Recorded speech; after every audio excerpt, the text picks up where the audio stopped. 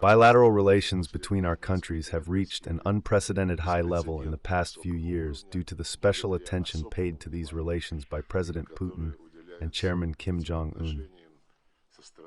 We are deeply grateful to our Korean friends for their principled position on the events currently unfolding in Ukraine as a result of the West's policy to push NATO eastwards and encourage an openly racist regime, to annihilate everything Russian in the field of education, culture, and even everyday life. Recently, they even legislatively banned the canonical Ukrainian Orthodox Church. Very close contacts have been established between the military of the two countries and along the lines of security services.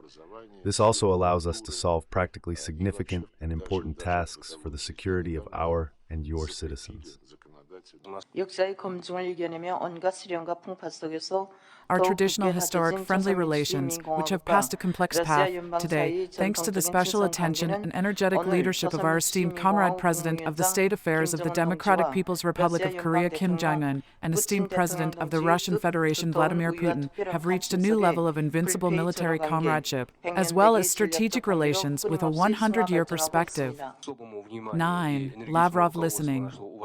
The esteemed comrade President of the State Affairs said that the current U.S. and South Korea military alliance is turning into a military alliance with a nuclear component. This shows that the situation on the Korean Peninsula can become explosive at any moment. And this is very dangerous for the Korean Peninsula and for Northeast Asia as a whole. The U.S. and South Korea have organized a nuclear advisory group where they regularly hold conspiracy to strike a nuclear attack against our republic.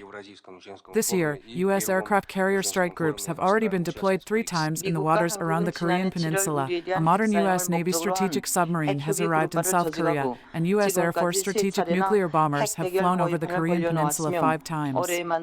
Our esteemed President of the State Affairs once again clearly stated that the current situation, as well as prospective threats and challenges, more than ever require us to strengthen our modern strategic nuclear weapons, offensive nuclear weapons, and also to improve our readiness for a nuclear retaliatory strike.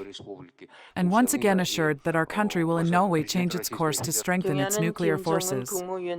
At present, the U.S. and Western countries, in order to fully implement their goal of inflicting strategic defeat on Russia, are supplying the Kiev Nazi regime with a huge amount of weapons that can be counted in astronomical sums of money, thereby trying to wage a long-term war in Ukraine against Russia. At the very beginning of the special military operation, the esteemed comrade President of the State Affairs Kim Jong-un gave an order for us to unswervingly and powerfully support and assist the Russian army and the Russian people in their sacred war, without looking back. We have no doubt that under the wise leadership of the esteemed President of the Russian Federation Vladimir Putin, the Russian army and people will certainly achieve a great victory in their sacred struggle to protect the sovereign rights and security interests of their state. And we once again assure that until the day of victory, we will always firmly stand next to our Russian comrades.